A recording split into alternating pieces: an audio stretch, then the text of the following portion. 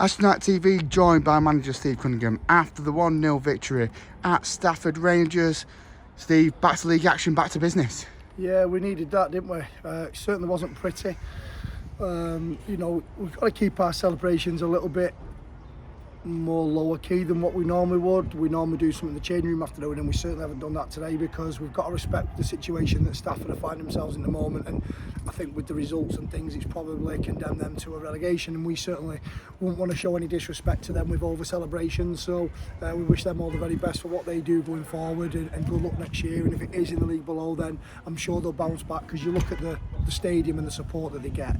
It's too big for that league, I'll tell you that. And I know no club's too big for any division, but I just think it might give them a little bit of a re-kickstart, a rebrand, and go again, and I'm sure they'll do that, and I wish the guys all the very best with that. But for us, we needed to win, whether it was going to be a 4 or 5-0 classic display from us or an horrible scruffy 1-0 win, and it turned out to be the best result it could be, which was a scruffy 1-0, because we needed to show that we've got that in the locker.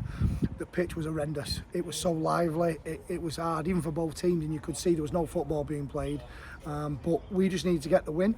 You're looking at the scores in and around you, and all you can do is do your bit. And then it was a bit of a sickener when you see that Worksop go and score in the 94th minute. So I'll be speaking to a few of my mates at Rylands and asking them why have they done that to me, because it just draws it out a bit longer for us. But like I said, all we've got to do is go and do what we can, and that's win football matches. And if we win our next two, we're in the playoffs. So yeah, it was a great performance in difficult circumstances, and it's a big 3 points, that, Matt. A fantastic diving header from Sam Baird just after the break. His first goal of the season. It seems weird saying that.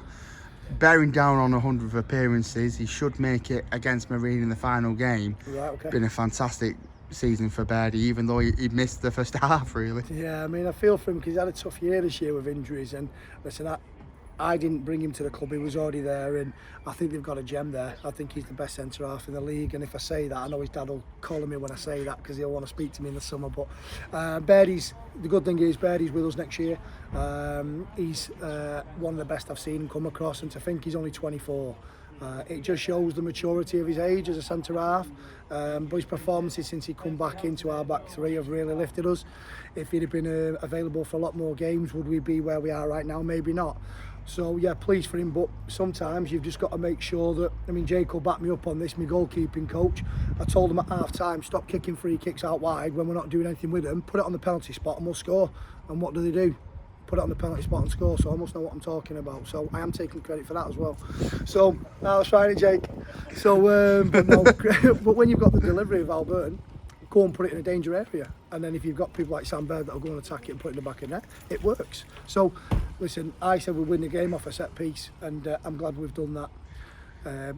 Great for Sam to get his first goal. Hopefully he can go and score me a goal on Monday that might win us a playoff place, or a goal against Marine if that's the one that gets us a playoff place. So yeah, really pleased for Sam, and the close to the 100 games is a massive achievement. So well, you mentioned Monday there, Gaffer. Matlock away, third attempts at getting the game on Monday Night Football. How much of a difference does it make playing Saturday Monday than Saturday Tuesday? It's going to be massive. I've got legs. They're going to need a new set of lungs, legs, ribs. They look sore and tired out there, but when you look at what we've done over the last 10 games, there's no wonder they're all shattered out there. And they've left it on the field today. No one can say people say, oh, that was a poor performance. What, because you played a team near the bottom league, you expect to score 3s and 4s?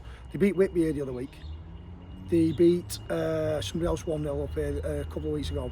This is a tough place to come, and I saw my players in there hurting through tiredness, and that shows me that's a great result. So Monday coming round could be a little bit too soon for us, but we've got a good squad of players that I'm going to have to look to use and rotate round. Hopefully they'll do all the right things tonight and tomorrow, and that will be good for Monday.